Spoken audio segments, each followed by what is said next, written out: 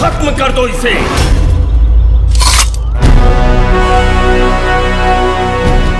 मातोश्री की वर्षों की प्रतीक्षा खत्म करने का समय आ गया है।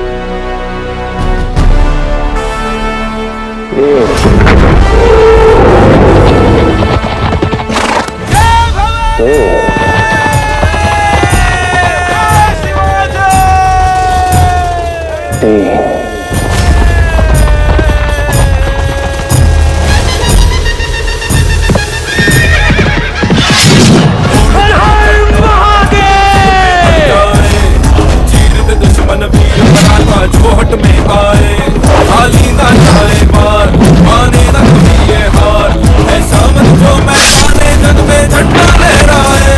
अरे जी जी जी जी जी जी, अरे जी जी जी जी जी, अरे जी जी जी जी जी जी, अरे जी जी जी जी जी, अरे जी जी जी जी जी, अरे जी जी जी जी जी, अरे जी जी जी जी जी जी जी जी जी जी जी जी, अरे जी जी जी जी जी जी जी, अरे जी जी जी जी जी, अरे जी जी जी जी जी, अरे जी जी। बंद करो दरवाजा। अरे जी जी जी जी जी, अरे जी जी जी जी जी, अरे जी जी जी जी जी जी जी जी।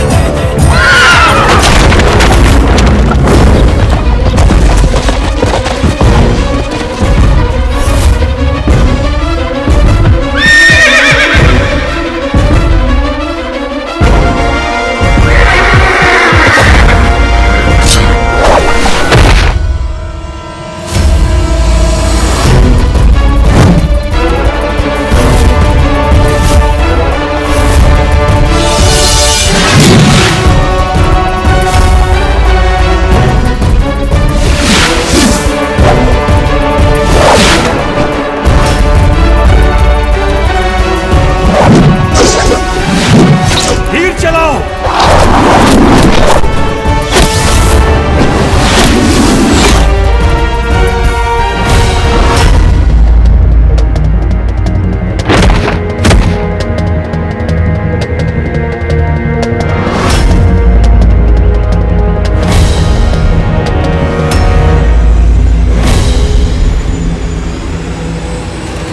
रुको।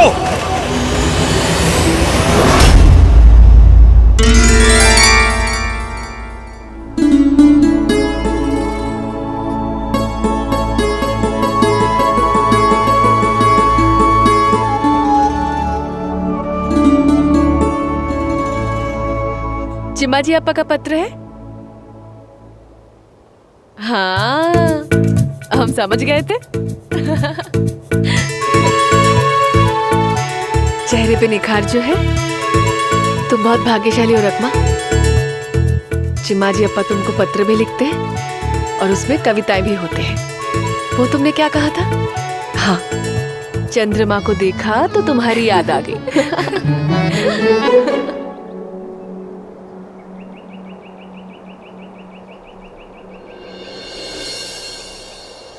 और एक है चिम्माजी अप्पा के भाव।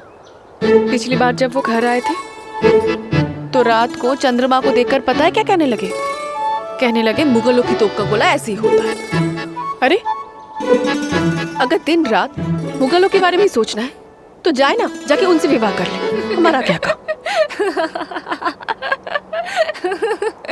तुम हंस रही हो? क्या करूं ताई साहब, हंसी रुकती ही नहीं है। आप बड़ी प्यारी हैं ताई साहब। अरे भाऊ को आपको पत्र लिखने की आवश्यकता ही नहीं है, क्योंकि उन्हें पता है कि उनके छोटे भाई आपको भाव की प्रत्येक जानकारी देते हैं। पत्र मेरे पति का होता है, पर उसमें कहानियाँ आपके पति की होती है।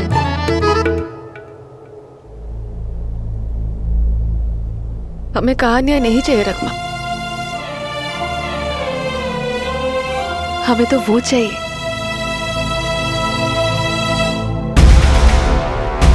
तूने यहाँ अकेले आकर बहुत बड़ी बेवकूफी कर दी।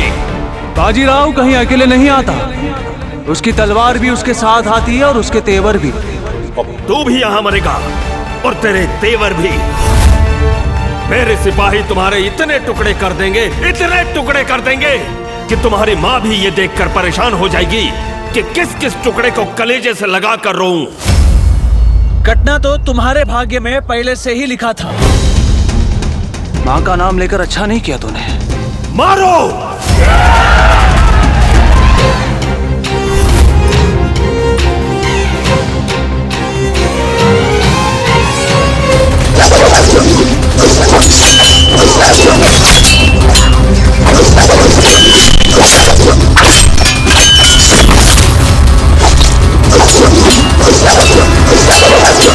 हमें लगा था साहू जी ने आप लोगों को लेने के लिए एक सिपाही को भेजा है, पर हम गलत थे।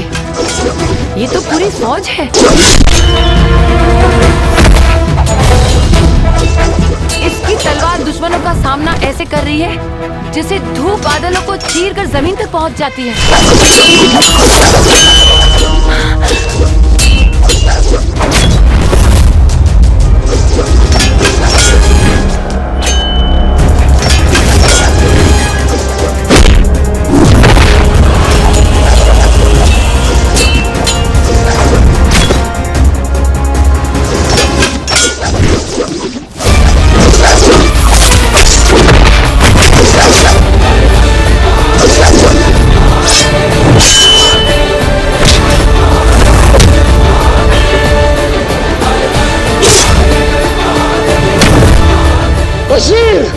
जितने बचे हैं सबको एक साथ भेज तो जंग हो जाए, वरना इसी तरह मरते रहेंगे।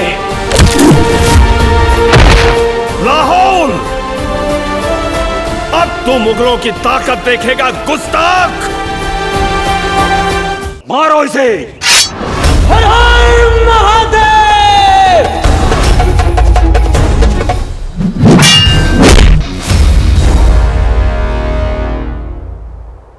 पता है, आई साहब के समझाने पर हम वर्षों से इन कौओं को दाना डाल रहे हैं कि शायद किसी दिन उनके लौटने की खबर लेके आएंगे,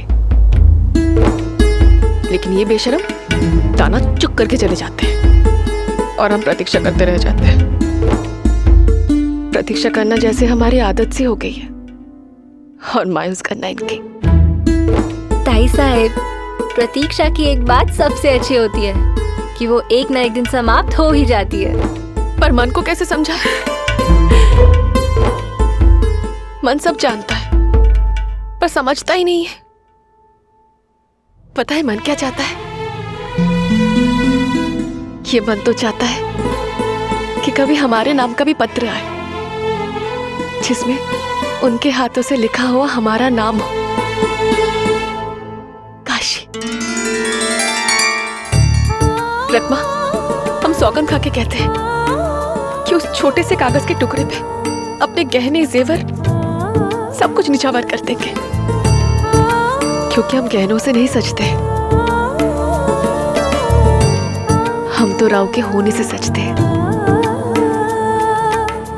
जब कोई अपना नाम लिखता है ना, तो सिहाई अपने आप गहरी हो जाती है। किसी की याद का वो पल कागज पर ढलकर मोती बन जाता है।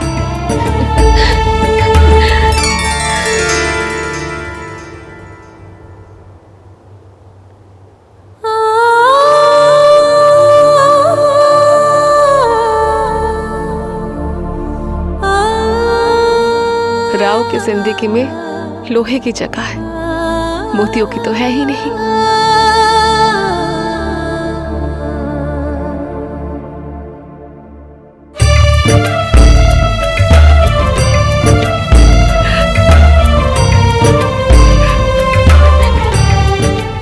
देखना रखना, इस बार जब वो आएंगे ना, तो हम उनसे बिल्कुल बात नहीं करेंगे, बहुत क्रोधित रहेंगे।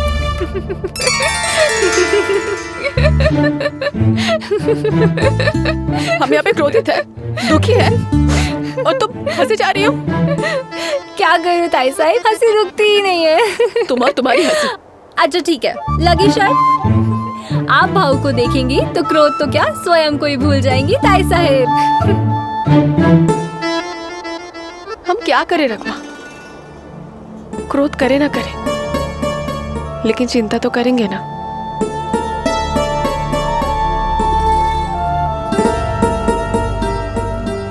आप उनकी चिंता मत कीजिए, क्योंकि उनके छोटे भाई भाऊ का बाल भी बाका नहीं होने देंगे।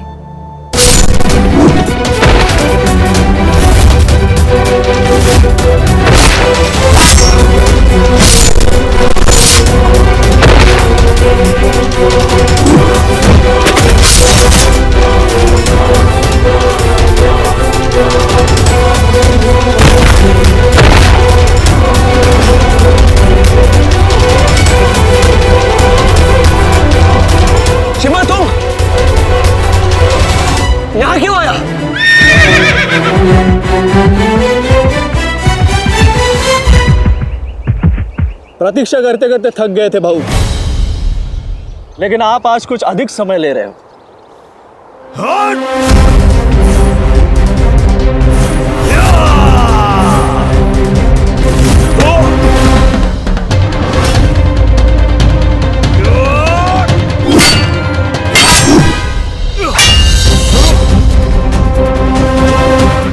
वाह, जुबान के साथ तलवार भी चलती है तेरी। जंग में बाजीराव का खून बहाने की तो औकात नहीं, कम से कम पसीना ही बहा जाए।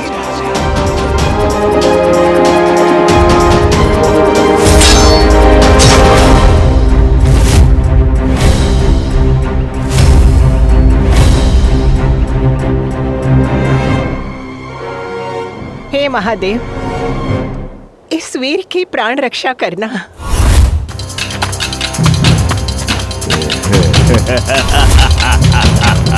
बहादुरी की बात करने वाला पीठ दिखाकर भाग रहा है।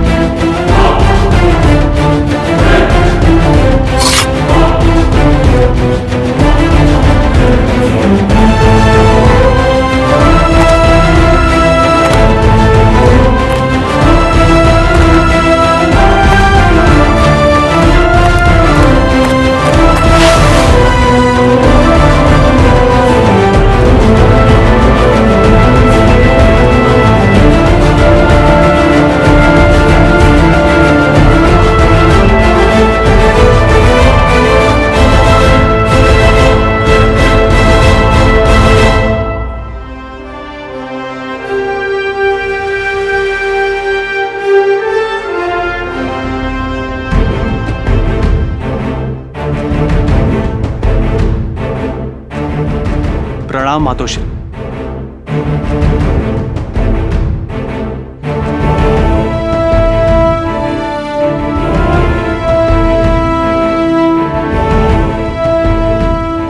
आपका वनवास का समय समाप्त हुआ।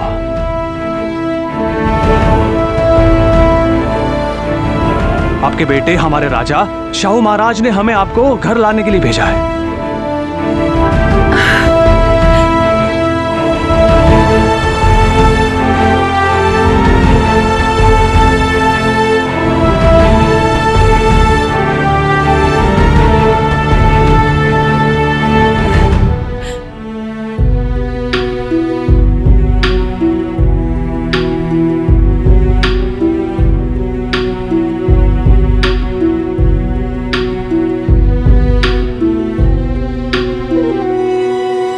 हमारे लिए तुम किसी भगवान के दूत से कम नहीं हो,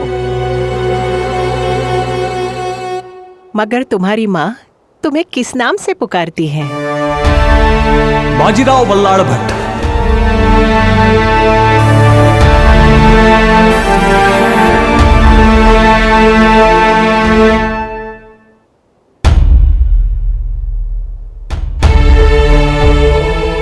तो बोलो बाजीराव बल्लाड़ भट्ट, तुम्हें क्या चाहिए?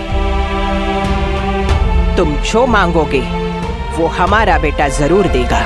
माँ की सेवा की कीमत नहीं ली जाती, दिया जाता है तो केवल आशीर्वाद। आप हमें बस आशीर्वाद दीजिए कि हम छत्रपति शिवाजी महाराज का सपना पूरा कर सकें, ताकि आगे जाके किसी माँ को अपने बेटे से दूर रहने की पीड़ा ना सहनी पड़े।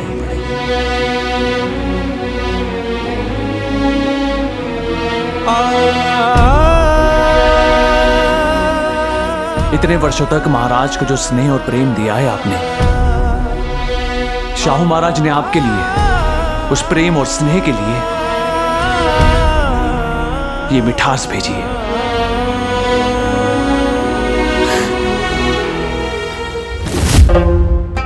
अरे अरे, आराम से, बहुत लाए हम।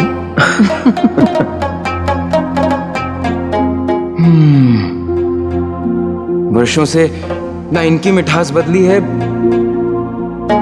और ना आपकी।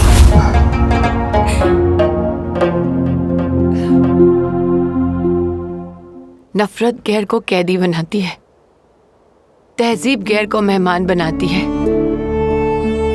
और मोहब्बत गैर को अपना बनाती है। आप आज से नहीं, सालों से हमारे अपने हैं यशु भाई, और अपनों से बिछड़ने का दुख तो होगा ही ना। अपना ख्याल रखना आप भी। भाई साहब, आपने एक फरिश्ते की तरह शाहू महाराज पर प्रेम और स्नेह का साया रखा। फरिश्तों का शुक्रिया अदा नहीं किया जा सकता, लेकिन इतना अवश्य कहेंगे कि आप पहली और आखिरी मुगल जिसके सामने बाजीराव अपना सर झुकाएगा।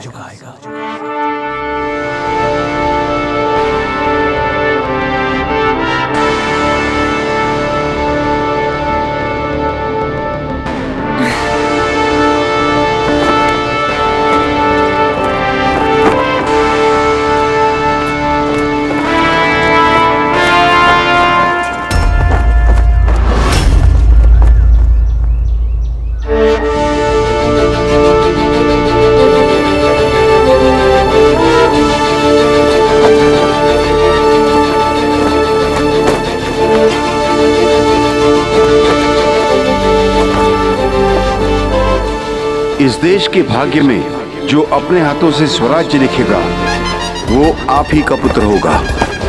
नियति ने जिसे इस देश का गौरव बनाने के लिए चुना है वो आप ही के घर में जन्म लेगा।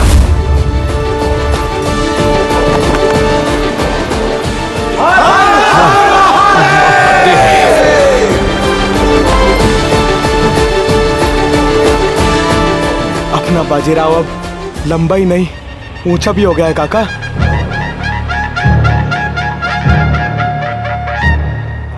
संतान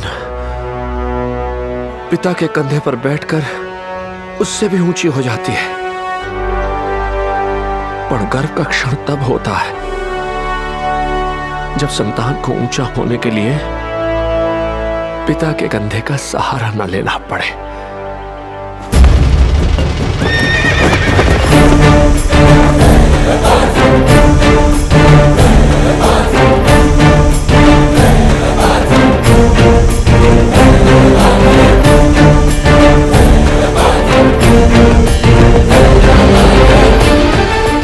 बाजी,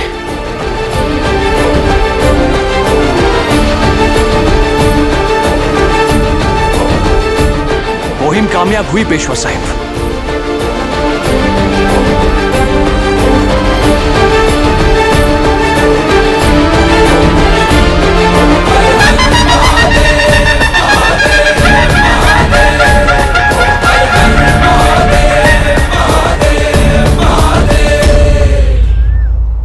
वर्षों पहले हमने और तुम्हारी आई ने हवा को एक दिशा देने की सोची थी, और आज वो हवा आंधी बनकर सही दिशा में चल रही है। तुम स्वराज की वो तलवार हो बाजी जिस पर हमें तुम्हारी आई को और पूरे देश को गर्व है।